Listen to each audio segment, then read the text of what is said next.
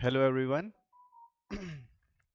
आज एपीएसएसबी से रिलेटेड जितने प्रीवियस ईयर क्वेश्चंस से मिलते हुए जो क्वेश्चंस हैं उनका मैंने एक सेट तैयार किया हुआ है ना। और जो जो क्वेश्चंस हैं उनको आप मेरे साथ साथ सॉल्व करते जाइएगा, है ना। आइए शुरू करते हैं अपना सेशन। चलिए, यहाँ पे फर्स्ट क्वेश्चन देखिए क्या कहता है। वन वर्ड सब्स्टिट्यूशन का क्वेश्चन है, सब्स्टिट्यूट का क्वेश्चन है वन वर्ड का।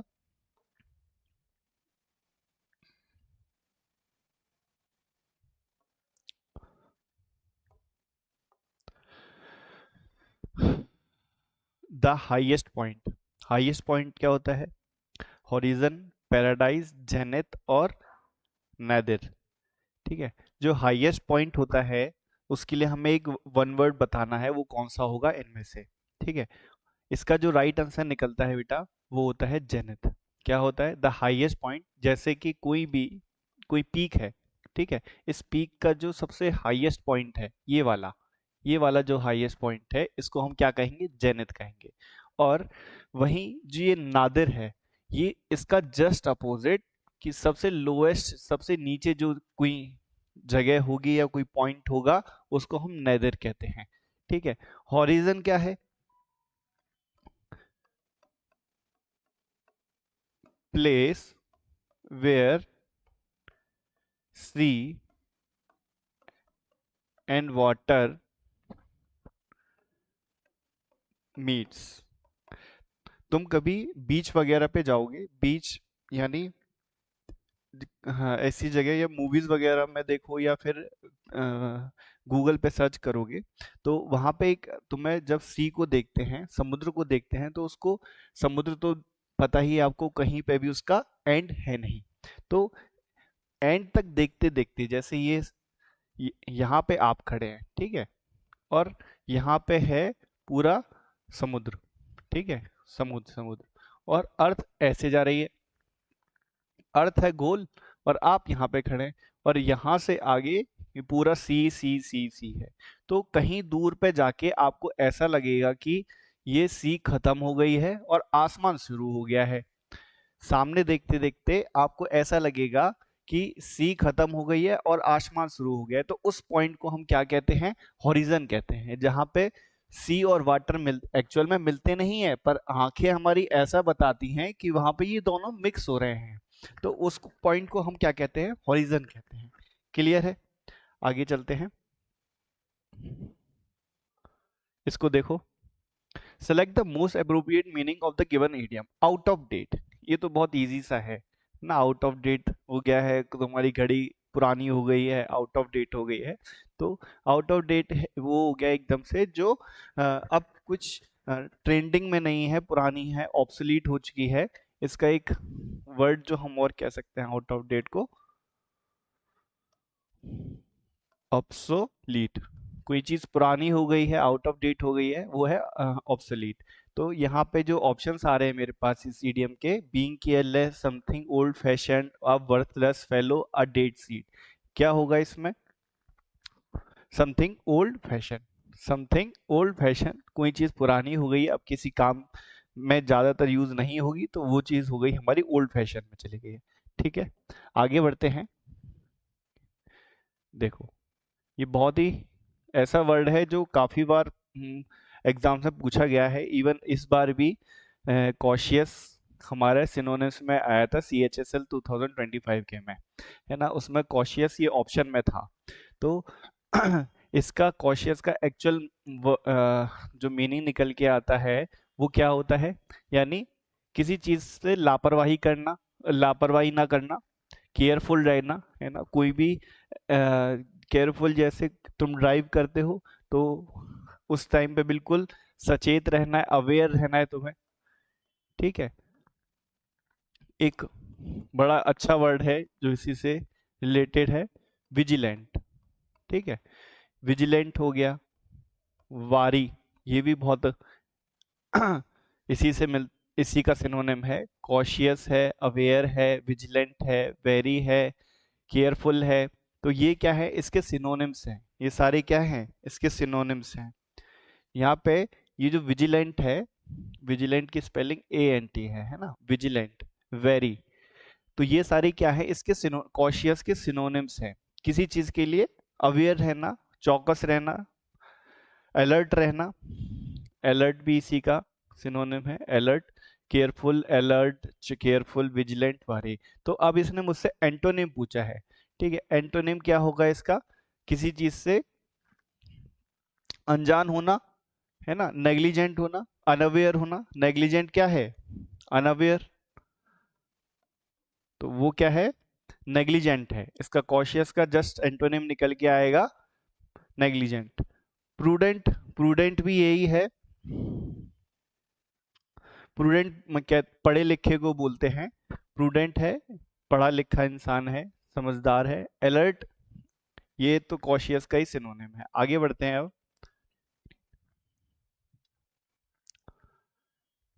अब इसको देखो, फिलिंग द ब्लैंक्स है और ट्राई करके देखो कि क्या आएगा इनमें से। There is no dash in the container for the water to outflow.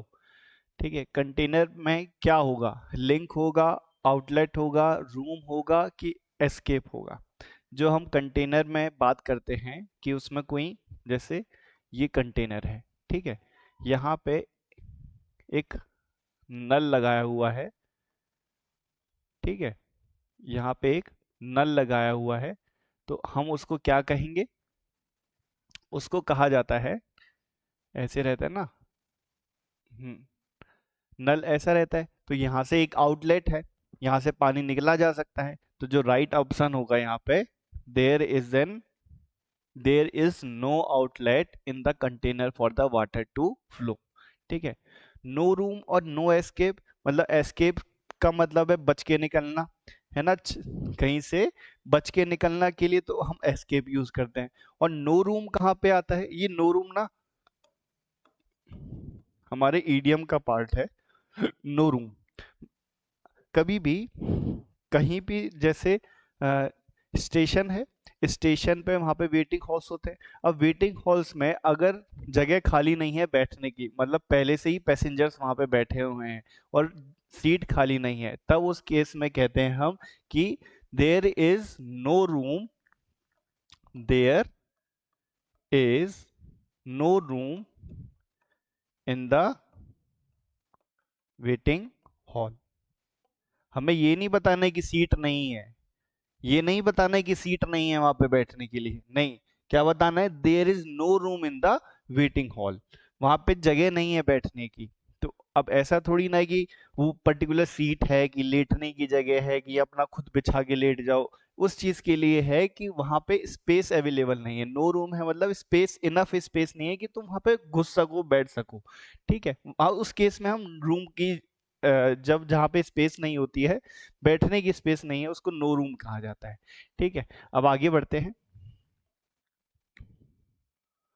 चलो, ये हमारा बहुत बढ़िया वन क्लोज टेस्ट आ गया है। ठीक है, हमें यहाँ पे आंसर्स देने हैं, जहाँ जहाँ पे ये 1 2 3 लिखा हुआ है वहाँ पे उस हिसाब से क्वेश्चन 7 वो बने हुए हैं। शुरू करते हैं। क्लोज टेस्ट जो है ना, वो बहुत ही हमारा ग्रामर और वोकैब का बहुत इम्प्रूव करने के लिए बहुत हेल्पफुल रहता है, तो वो मैं इसलिए लेके आया हूँ। तो यहाँ पे शुरू करते हैं। The quick thinking of an animal lover saved dash life of A turtle. ठीक है, ऑप्शंस है मेरे पास, वन, द, एन, आ। देखो, एन तो नहीं होगा, एन कहाँ पे लगता है, वाउल से पहले एन लगता है, तो एन तो यहाँ पे नहीं होगा। ठीक है, अब आर्टिकल जो मुझे चाहिए, ए क्या है, इनडेफिनिट आर्टिकल है। ए क्या है, इनडेफिनिट आर्टिकल है। Indefinite article in the sense कि ये जो पर्टिकुलर टर्टल है, आर टर्टल से पता लगेगा कोई भी टर्टल, है ना। अब जब मैं दा लगा दूंगा, मैं जब यहाँ पे THE लगा दूंगा, तब मुझे समझ आ जाएगा कि ये पर्टिकुलर टर्टल की बात कर रहा है ना। किसी भी चीज को डेफिनेट बनाने के लिए हम दा का यूज करते हैं। जैसे मैंने बोला shut the door, shut the door. अब सुनने वाले को यह समझ में आ गया होगा कि पर्टिकुलर उस डोर की बात कर रहा है, ठीक है। तो पर्टिकुलर किसी को डेफिनेट करने के लिए हम दा का यूज करते हैं, ठीक है। अब आगे बढ़ते हैं। The quick thinking of an animal lover save the life of A turtle who had. अब देखो जहां यहाँ पे लग गया है हेड, यहाँ पे हेड लगा है, इसके मतलब समझ में आ गया कि उसके साथ वर्ब की थर्ड फॉर्म लगनी ही लगनी है, ठीक है। अब ऑप्शंस में मेरे पास है एब्जॉर्ब्ड, फीस्टेड, ड्राउंड, ड्रॉन्ड और सेलोड। Who had dash a fishing hook and a safety pin. यहाँ पे ये समझ में निकल के आ रहा है कि उस टर्टल ने मुंह के अंदर कुछ उगल लिया है, कुछ खा लिया है ना। अब एब्जॉर्ब तो प्लांट्स वगैरह करते हैं, है ना। और फीस्ट, फीस्ट हो गया मतलब किसी को खाना डालना, है ना, कुत्ते को फीडिंग कराना, तो वो तो फीस्टेड नहीं आएगा। ड्रॉन का मतलब होता है डूब जाना, वहां पे डूबने का भी कोई सेंस नहीं आ रहा है। हु हैड सॉलोड, जिसने गलती से निगल लिया है ना। Who had swallowed A fishing hook and a safety pin. उस टर्टल ने एक फिशिंग हुक जो रहता है इस तरीके का, जो हुक बना रहता है, शार्प होता है एकदम, है ना, उसको शार्प एक ऐसा हुक सा रहता है, तो वो उसने अंदर खा लिया है और उसके साथ सेफ्टी पिन भी लगी हुई थी। तो who had swallowed the female turtle was, देखो वॉज लगा है तो आगे वर्ब की थर्ड फॉर्म आनी चाहिए। जो वॉज लिखा हुआ है उसके आगे वर्ब की थर्ड फॉर्म आनी चाहिए।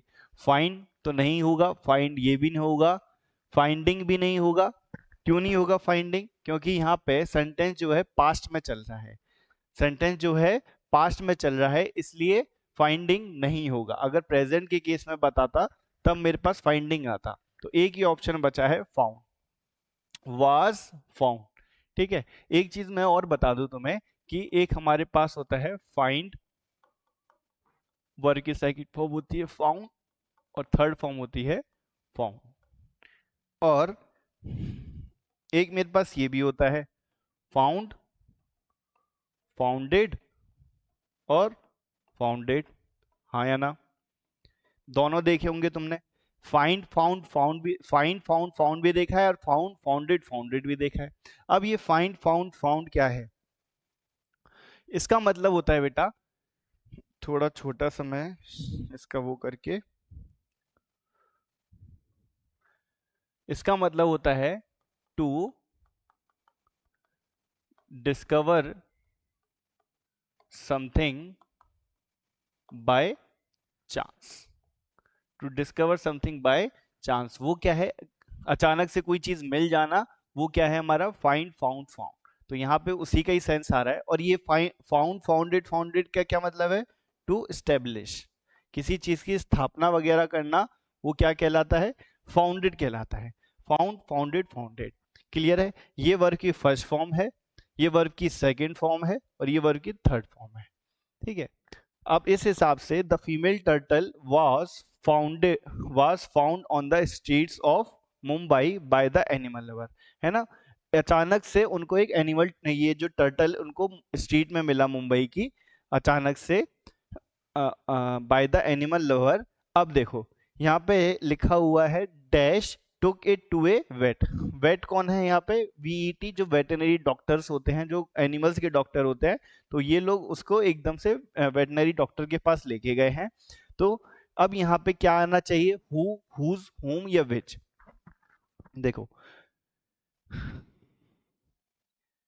हु जो है, हु जो है सब्जेक्ट को डिनोट करता है, ठीक है।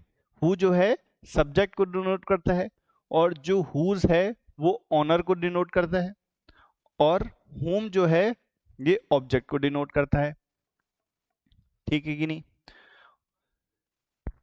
उस हिसाब से यहाँ पे मेरे पास जो सेंस निकल के आ रहा है, on the streets of Mumbai by the animal lover who took it to a vet, है ना।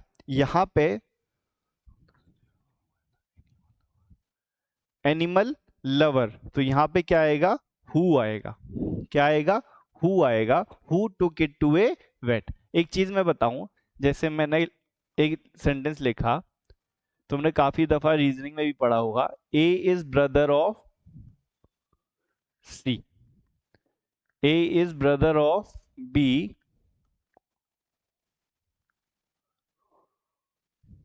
Who is sister of C. ठीक है, अब यहाँ पे जो ये हु है, अब यहाँ पे जो ये हु है, इस ए सब्जेक्ट को डिफाइन नहीं करता, ये ए को क्वालिफाई नहीं कर रहा, ये कौन सा किसको क्वालिफाई कर रहा है, ये हु इस वाले को क्वालिफाई करता है। तुमने ज्यादातर रीजनिंग में ये समझने की कोशिश की होगी कि जो ये हु है, ये क्वालिफाई किसको कर रहा है, बी को, ना कि ए को। A is brother of B, who is sister of C, यानी ये हु जो है किसके लिए यूज किया जा रहा है, बी के लिए यूज किया जा रहा है। उसी हिसाब से यहाँ पे जो ये हु है, ये किसको डिनोट कर रहा है, यहाँ का नियरेस्ट सब्जेक्ट जो है, कौन है यहाँ पे, एनिमल लवर।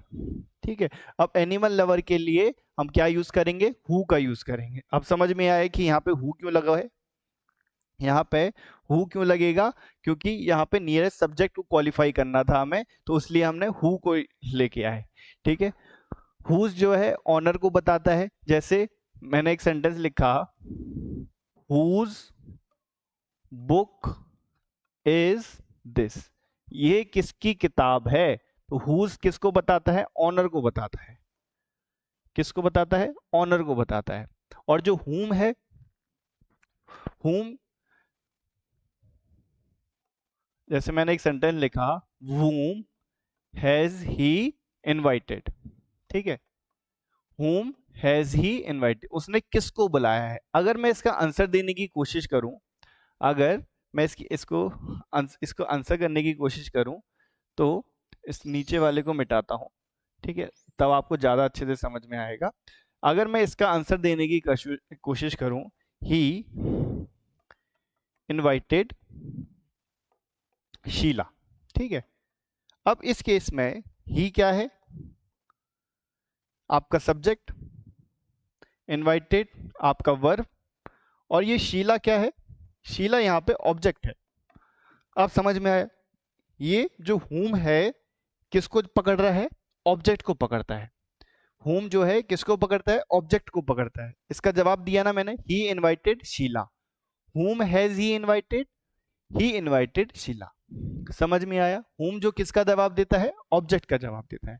क्लियर है इतनी सी बात। चलो यहाँ पे आ गया, अब इस पे आइए, took it to a vet, an x-ray dash the presence of sharp object in its stomach, the turtle was operated upon successfully। ठीक है, यहाँ पे क्या आएगा, एक्सरे, एक्सरे क्या कुछ रिवील करेगा, कि कवर करेगा, कि प्रोटेक्ट करेगा, कि कंसील करेगा। तो इससे जो राइट यहाँ पे वर्ड का मतलब निकल के आ रहा है, वो है रिवील्ड, ना कि कवर्ड, ना कि प्रोटेक्टेड, ना कि कंसील्ड। कंसील्ड क्या है, किसी चीज को हाइड करना, किसी चीज को छुपाना, हाइड करना, वो तुम्हारा कंसील कहलाता है। ठीक है, आई होप ये क्लोज साइज आपको अच्छे से समझ में आया होगा। अब आगे बढ़ते हैं।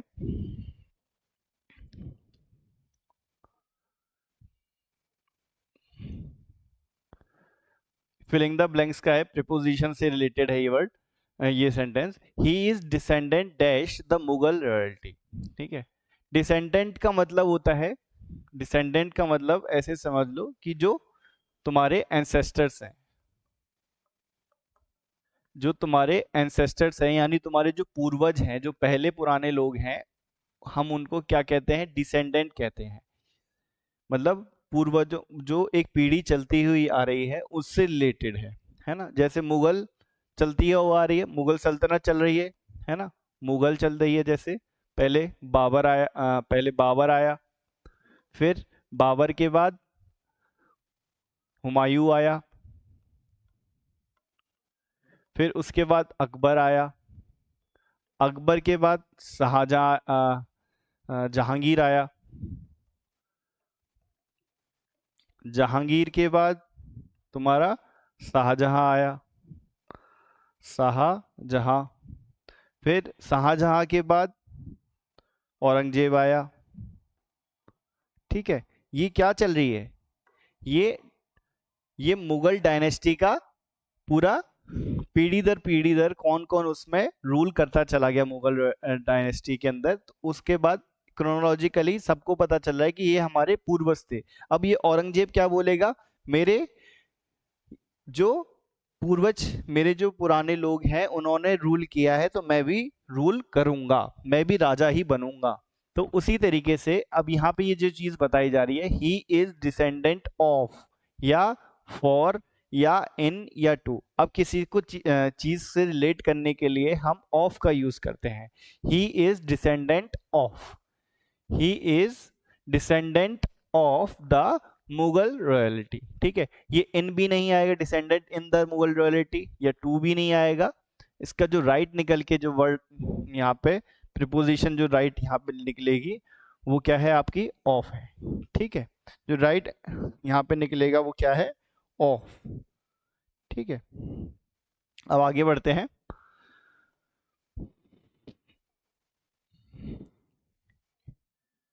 इसको देखो, सेंटेंस इंप्रूवमेंट का क्वेश्चन है, only me can solve the problem. जब भी हम ओनली यूज करते हैं सेंटेंस के स्टार्टिंग में, जब हम ओनली यूज करते हैं तो उसके साथ हमेशा सब्जेक्टिव केस रहता है, उसके साथ हमेशा प्रोनाउन में है। प्रोनाउन जब हमने पढ़ा है तो उसमें हमने एक सब्जेक्टिव केस देखे, ऑब्जेक्टिव केस देखे, फिर उसके बाद पजेसिव केस देखे, फिर उसके बाद रिफ्लेक्सिव केस देखे। अब वहीं पे यहाँ पे जो ओनली लिखा हुआ है, ओनली के साथ मी नहीं आएगा, ओनली के साथ हम क्या यूज करते हैं, सब्जेक्टिव केस यूज करते हैं। यहाँ पे आना चाहिए था आई, तो इस हिसाब से गलती तो है इसके अंदर। और वो रिप्लेस कौन कर सकता है इनमें से, only me, only can, me only can नहीं, क्या आएगा, सिर्फ ये only I can solve the problem. Clear है बेटा ये? आगे बढ़ते हैं। Choose the correct spelled word. क्या होगा ये, स्पेलिंग एरर है यहाँ पे, राइट स्पेलिंग देख लेते हैं। जेलेसी लिखना चाह रहा है तो जेलेसी की स्पेलिंग होती है JEALOUSY। करप्ट की जो राइट स्पेलिंग है वो बेटा ये बनती है। ठीक है, इंटरेस्ट कहना चाह रहा है वो INTEREST। और मिनिएचर जो लिखी है वो बिल्कुल सही स्पेलिंग लिखी हुई है, और इसका मतलब होता है स्मॉल।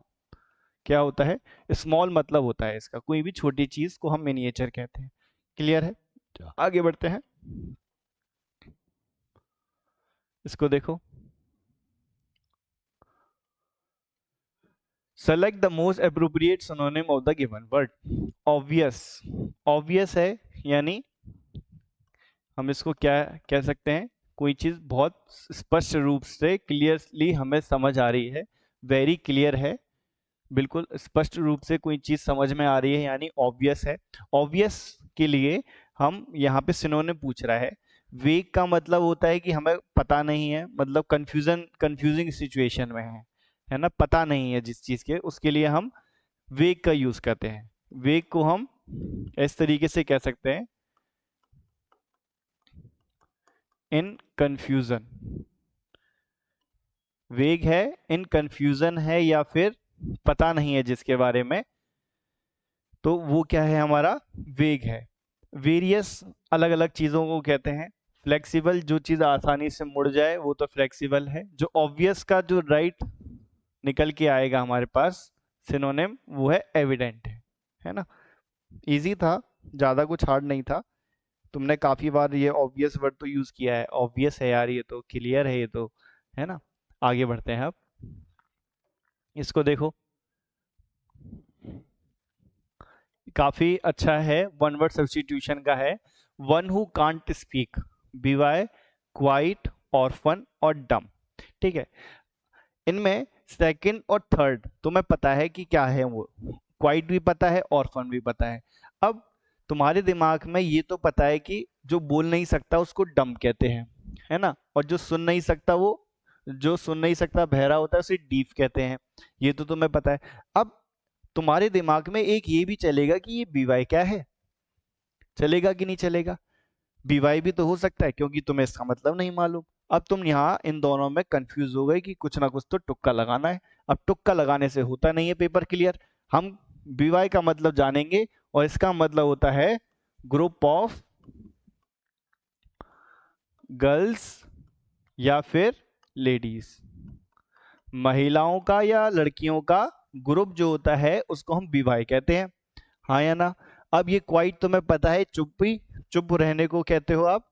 साइलेंट को साइलेंस को कहते हो क्वाइट कहते हो। ऑर्फन कौन है? ऑर्फन वो है जिसके माँ बाप, जिसके पेरेंट्स की डेथ हो गई हो, जिसके पेरेंट्स ना हो, वो ऑर्फन है। और जो फिर इसके हिसाब से अब जो मेरे पास राइट निकल के आएगा वो क्या आएगा आंसर? डम्ब आएगा। क्लियर है बेटा इतनी सी बात?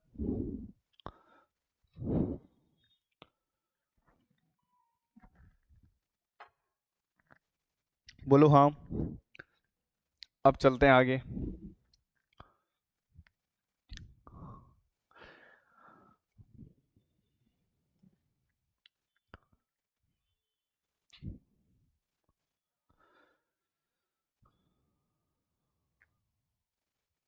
हम्म देखो, अब हमें बताना है अप्रोप्रिएट सिनोनिम, बताना है ऑप्टिमिस्ट का।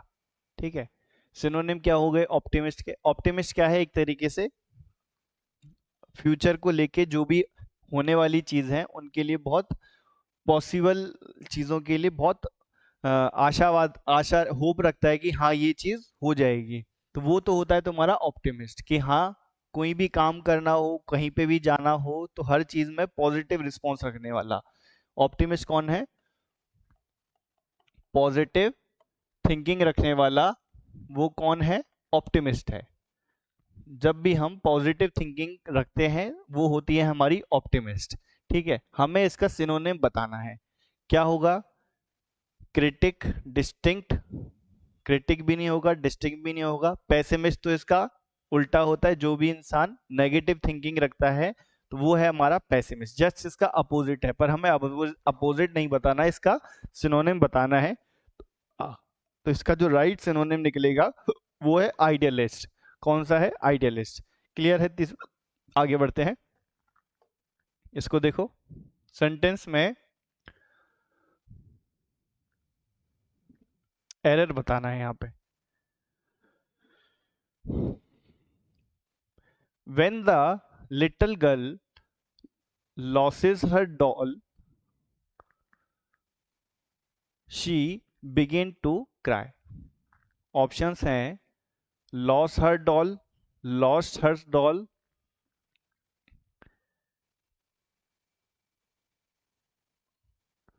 या नो इम्प्रूवमेंट। क्या होगा इसका? देखो, यहाँ पे एक चीज मैं बता देता हूँ। ये जो क्वेश्चन पूछा गया है ना, वो हमारा यहां से निकल के आया है,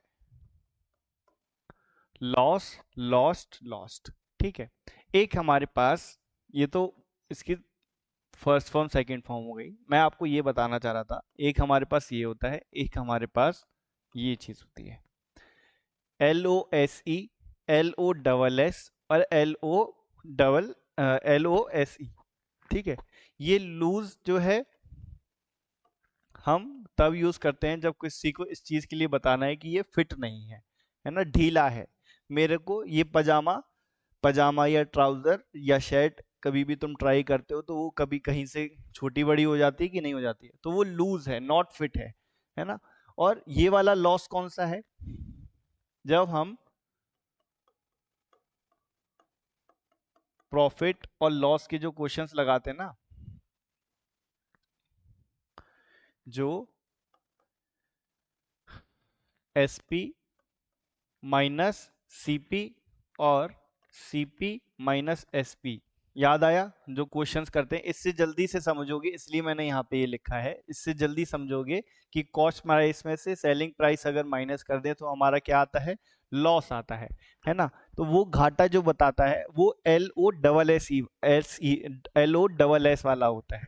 ठीक है, और ये वाला जो लॉस है वो यहाँ पे कोई चीज उसकी गुम गई है ना, कोई चीज जो गुम जाती है, जो चीज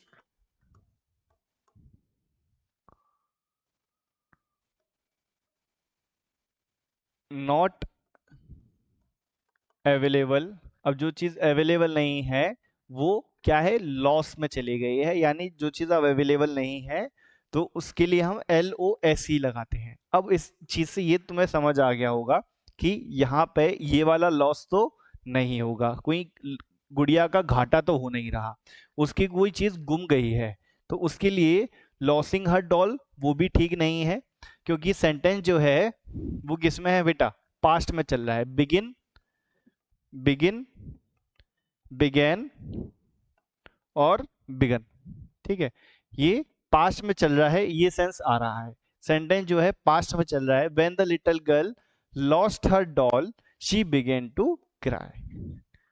जो राइट आंसर बनेगा मेरे पास यहाँ पे, she began to cry, lost her doll she began to cry. Clear है तीसरी बात? आगे बढ़ते हैं, इसको देखो, यहाँ पे एरर स्पॉटिंग से क्वेश्चन है। राइट स्पेलिंग देख लेते हैं सबकी। पियर्स, है ना, इसका मतलब तो तुम्हें पता है, पियर्स मतलब कहीं पे छेद वगैरह होल कराना कहीं पे, वो है तुम्हारा प्रीवियस। और इंडिविजुअल की जो राइट ये कहना था, इसको लिखना चाह रहा था इंडिविजुअल, तो इसने स्पेलिंग गलत लिख दी। और एक्सट्रैक्ट यहाँ पे बिल्कुल ठीक लिखा हुआ है। और लग्जूरियस की स्पेलिंग ये होती है, लग्जूरियस की राइट स्पेलिंग क्या होती है, ये होती है LUXURIOUS। क्लियर है? आगे बढ़ते हैं, इसको देखो। Pallavi is the cleverest of the to sister. ठीक है, यहां पे मुझे एरर फाइंड करना है कि सेंटेंस ठीक लिखा है कि नहीं। Pallavi is the cleverest of the to sister, of the to sister ठीक है। अब यहाँ पे जो दिक्कत आ रही है ना, ये एडजेक्टिव की दिक्कत आ रही है। यहाँ पे किसकी दिक्कत आ रही है? एडजेक्टिव की दिक्कत आ रही है। क्यों? यहाँ पे इसको लिखना, एक होता है क्लेवर, ठीक है, एक होता है हमारे पास क्लेवरर, और इसकी भी सुपरलेटिव डिग्री होती है क्लेवरेस्ट, जो इसने यहाँ यूज करी हुई है। ठीक है, ये चौथा लिख दिया, क्लेवरेस्ट, जो इसकी सुपरलेटिव डिग्री है, और ये है कंपैरेटिव डिग्री, और ये है हमारी पॉजिटिव डिग्री। ठीक है, क्लेवर, क्लेवरर, क्लेवरेस्ट। यहाँ पे जब दो चीजों के बीच में कंपेयर किया जाता है ना, जब दो चीजों के बीच में टू सिस्टर लिखा है ना, दो बहनें हैं, पल्लवी और कोई दूसरी बहन भी होगी उसकी, तो दो सिस्टर के बीच में जब कंपेयर किया जा रहा है, तो उस केस में मेरे को क्या यूज करना था? दो लोगों के बीच में कंपेयर करने के लिए ये कंपैरेटिव डिग्री तो है, और जो सुपरलेटिव डिग्री है, सुपरलेटिव डिग्री तो सुपर जो सबसे ऊपर है, वो कंपेयर तब होगा जब वो बहुत सारे लोगों के साथ कंपेयर किया जा रहा हो, है ना। तो यहाँ पे पॉजिटिव कंपैरेटिव डिग्री आनी थी, तो यहाँ पे जो एरर निकलेगा वो कौन सा रहेगा बेटा? क्लेवरेस्ट। थर्ड ऑप्शन में गलती रहेगी। आगे बढ़ते हैं, इसको देखो, ये भी एरर से रिलेटेड क्वेश्चन है। Either of the two books will met my requirement. ठीक है, ये हमारा बहुत छोटा सा एरर है, तुम्हें सेंटेंस पढ़ के नहीं निकल रहा होगा। जब भी हम कैन, विल, वुड, कुड, जितने भी हमारे मॉडल्स हैं, may, might,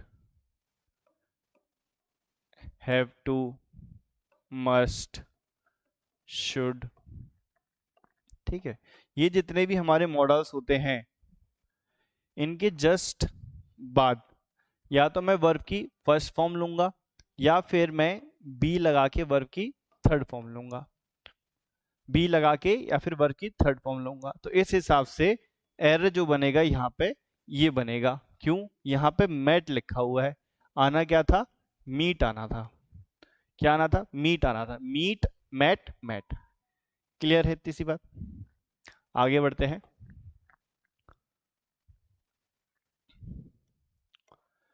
as a matter of fact, इस ईडियम का रियल हमें बताना है। As a matter of fact क्या होगा? Actually as it happens to seize a good opportunity to forgive and forget just at the last moment. As a matter of fact का मतलब हो गया एक तरीके से ये कहना चाहता है इन रियलिटी, जो चीज एक्चुअल में पॉसिबल है in reality as a matter of fact, वो क्या है हमारा जो राइट इसका मतलब निकल के आएगा वो ये है, एक्चुअली एज इट हैपन, जैसा होता है वैसा ही होगा, इन रियलिटी यही काम होता है, as a matter of fact क्या है, एक्चुअली एज इट हैपन्स। ठीक है, ये वाला हमारा राइट आंसर हो जाएगा। आगे बढ़ते हैं, इसको देखो, हमें एंटोनिम बताना है ट्रैंक्विल का। ठीक है, ट्रैंक्विल का मतलब होता है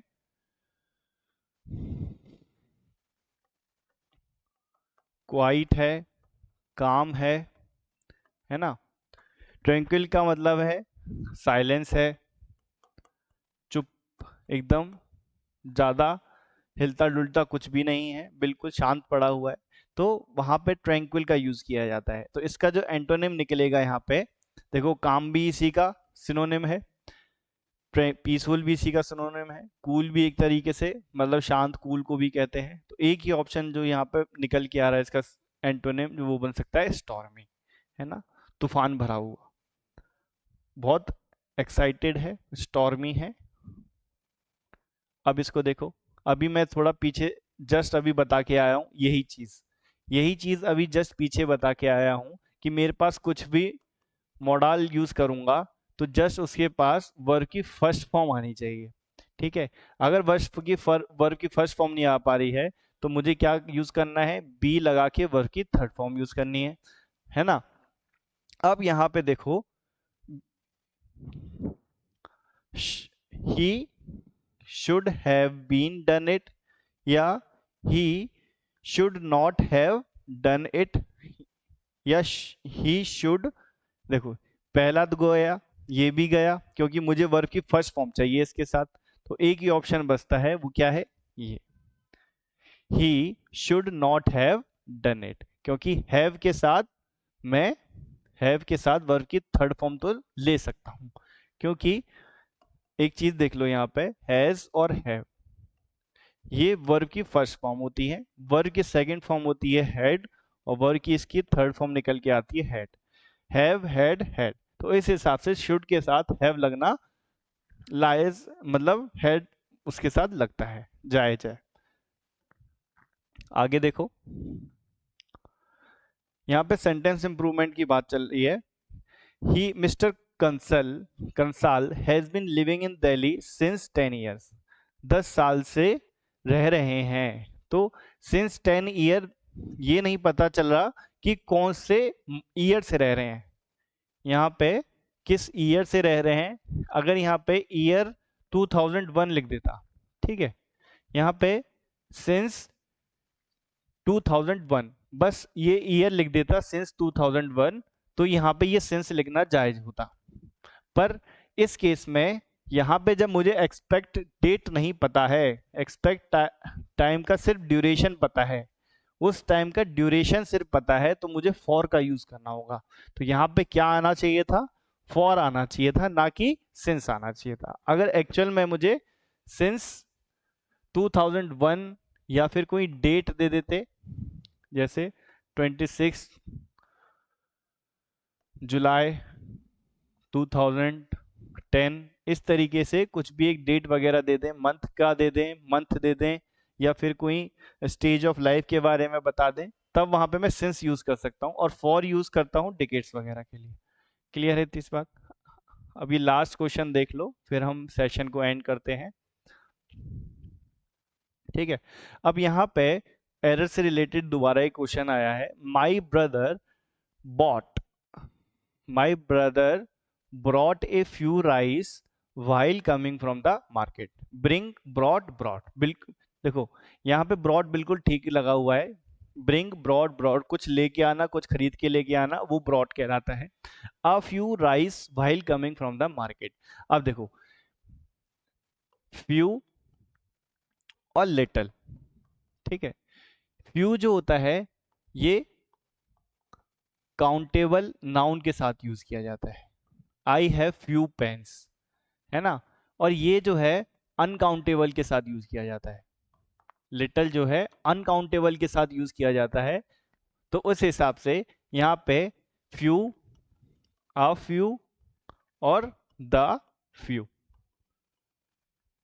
लिटल, आ लिटल और द लिटल। ठीक है, ये हमारे एडवर्ब के पार्ट में पढ़ाया जाता है कि फ्यू, अ फ्यू और the few, little, a little और द लिटल। अब यहाँ पे ये जो राइस है, राइस को तुम काउंट कर सकते हो क्या? हाँ या ना? राइस को तुम काउंट कर सकते हो क्या? नहीं कर सकते ना। तो यहाँ पे आ फ्यू की जगह इसको क्या लिखना चाहिए था? आ लिटल यूज करना चाहिए था। आ लिटल यूज करता तो बिल्कुल ठीक बन जाता।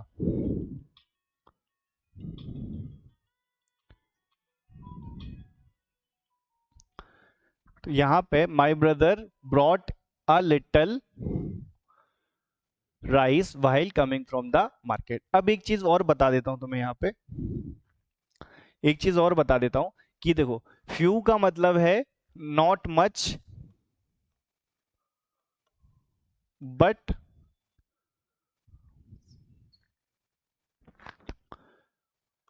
जो फ्यू बताता है, फ्यू और हार्डली, ओ सॉरी, फ्यू और लिटल, हार्डली एनीथिंग, ना के बराबर, मतलब एग्जिस्ट ही नहीं कर रहा है। फ्यू लिखा हुआ है तो मतलब ये कहना चाह रहा है हार्डली एनीथिंग।